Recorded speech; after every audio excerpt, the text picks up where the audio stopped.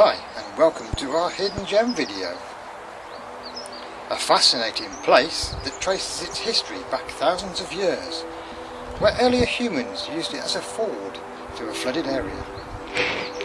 It's a delightful sight we'll be exploring, that hundreds of thousands pass each year, most having no clue what's there. Where are we? Well, we're at Silver Meadows Nature Reserve at Dubwath in West Cumbria. It's a small nature reserve, being not that far from Bassenthwaite Lake and Skiddaw Fell. It's located in the western end of the Solway Valley.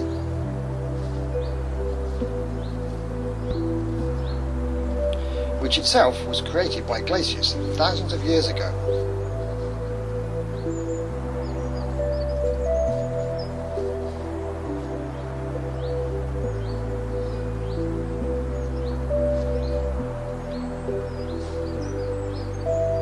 A fairly recent addition to the area, which is proving extremely popular, and that would be the renovation of the previously crumbling Bassenthwaite railway station, which is now a cafe,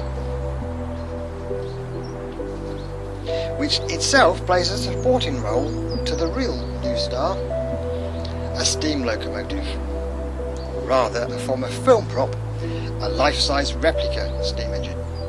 Unfortunately though, the wildlife in the reserve is used to the noisy visitors, who pop across from the cafe with little or no interest in nature, just out to stretch their legs.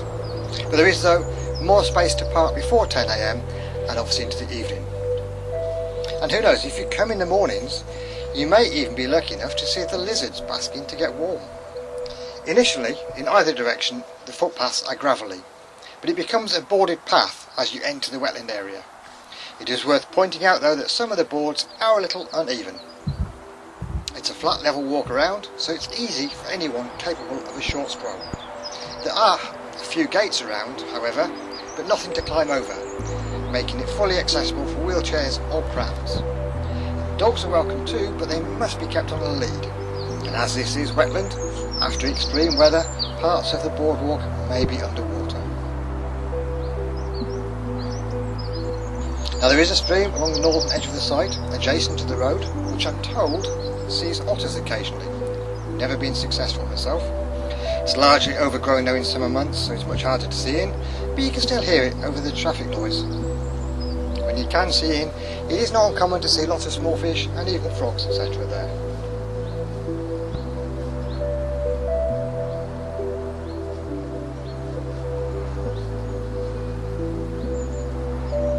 As we look around the site from above, it's split into 4 distinct habitats: woodland, both wet and dry, wetlands, a mire or bog, and a grassland area, meaning it gets a diverse selection of flora and fauna throughout the year. There's always lots to see around the site. It's a popular home to a range of resident and migrant birds, butterflies and other insects, large and small mammals, along with various flora. While this varies day to day, it includes common species such as tits, finches, corvids. It also hosts the rarest seen jays, buntings, warblers, snipe and more. Some of the wildlife is happy to let you quietly watch, even though they are totally wild.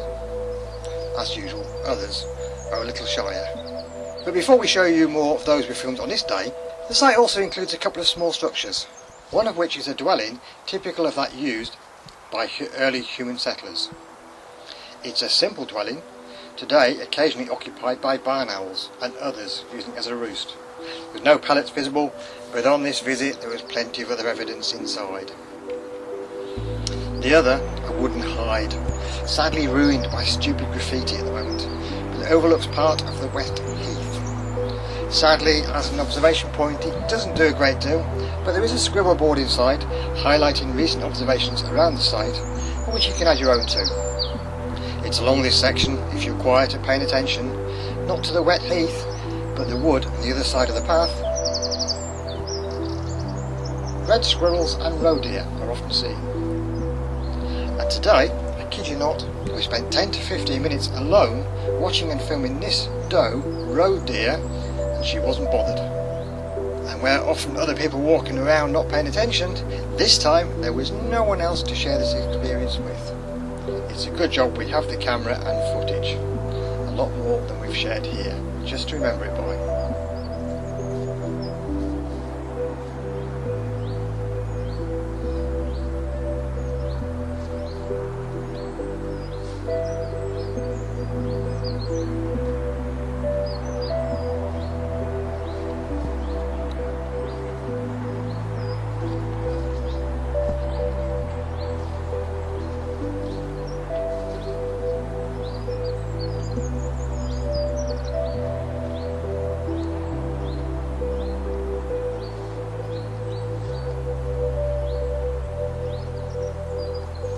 Now the snipe bog is popular, as its name implies, with snipe, only occasionally seen in the nesting season.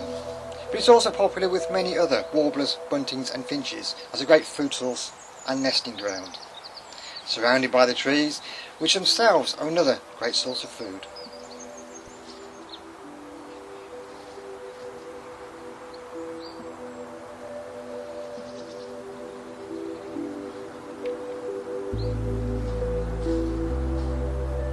Open areas, the paths lead into the surrounding woodland. The site itself is actually farmland. It's a farmer that owns it. And he has very kindly allowed it to be converted into a reserve, but as such still occasionally sheep and cattle graze there. The wetland reserve itself is run by volunteers. I'll put a link and more details to the official website in the description below.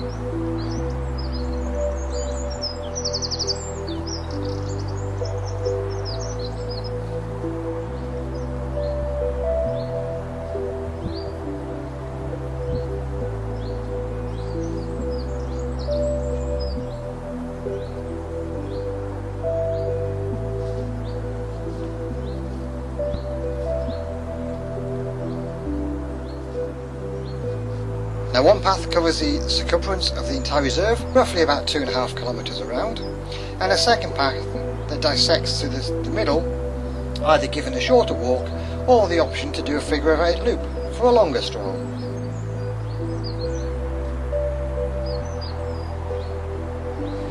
Within which, one area is set up with wildlife feeders, which helps bring in a diverse selection of birds, which, depending on the time of year, includes redpoll, siskin, reed bunting, nuthatches, woodpeckers, pheasants and more. Interestingly, the white spots on the rump of the nuthatch are used as a warning. If it feels threatened by other birds feeding nearby, it flashes its pattern, at the time snapping its wing feathers with a distinctive clap sound.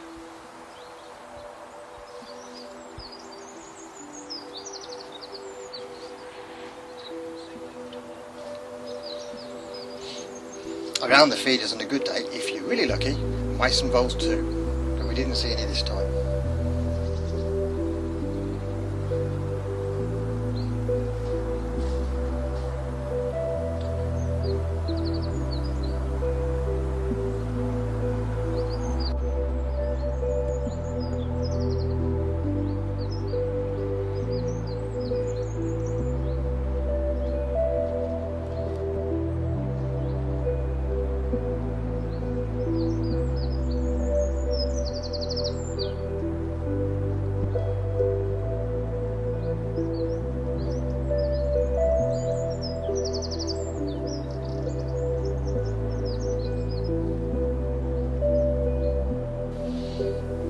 But even as you walk around, insects appear, such as this caterpillar.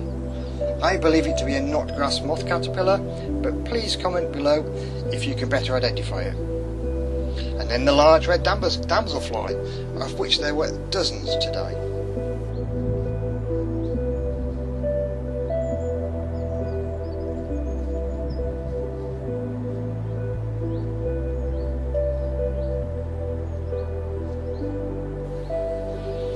So as we head off to leave for the day, passing the donated benches allowed to rot as part of a natural cycle, we leave knowing full well we'll be back soon enough. There is always something interesting to see here. And hopefully, who knows, we may even bump into you here.